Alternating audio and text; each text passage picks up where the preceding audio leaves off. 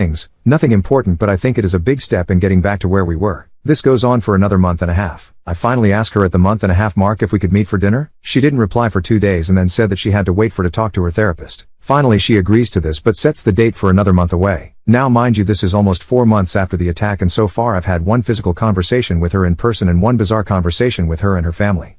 Oh yay, I need to mention this. I am not being updated on her progress by anyone. Granted, I realize that I am not officially family nor am I entitled to do anything, but it would have been nice to just get a text or call or something from someone telling me that she was doing good in therapy or was not or anything.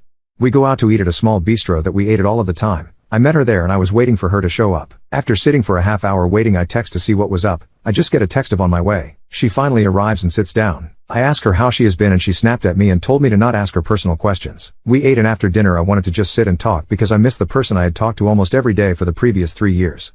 But when she was done eating she said that she was ready to go home. I asked her if she could stay for just a few minutes to talk, but I could see that she was becoming physically anxious and I did not want to upset her, so I said that I loved her and missed her.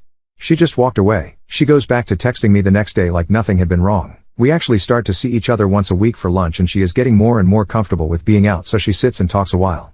She has also started a new job which she tells me about. This goes on for another 4 months. I'm happy to see her and all, but honestly I'm very lonely and we have not even so much as held hands. Then one day she doesn't show up for lunch. I text to see if she is okay. No reply. I call her parents to see if they know where she is and to make sure she is okay. I got the runaround from them and by this time I'm starting to get upset because I don't want to know where she was at or anything, I just wanted to know if she was okay.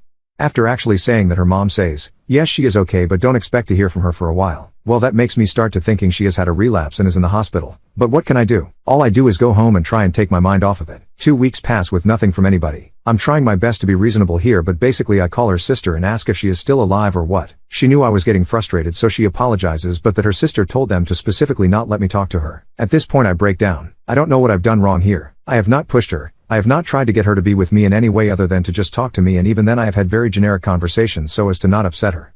I then get a text from her asking if I would meet with her at an address I wasn't familiar with, but once I looked it up I determined this was a therapist office. I am told be there at 4, which meant I had to leave work early to get there. I check in at the front desk and I'm told that the therapist wants to speak to me alone for a few minutes. She comes in and I now know where the parents were getting this from, because after formally greeting me she then started to provide me with a list of do's and don'ts. She then told me that my GF wanted to speak to me and had something to tell me. I go in and she is sitting on one chair and I am instructed to sit in the other. She has a box of tissues and has been crying. The therapist tells me that I am here because my girlfriend has something to tell me and that she wanted the safety of therapist office to feel safe. She then proceeds to tell me that the reason she did not meet me for lunch that day is because she was with another guy, somebody from her new job, and that they had been intimate with each other. She might as well have taken a weapon out and shot me. It couldn't have hurt anymore. I just drop my head and begin to cry. The therapist then pipes in with some logic about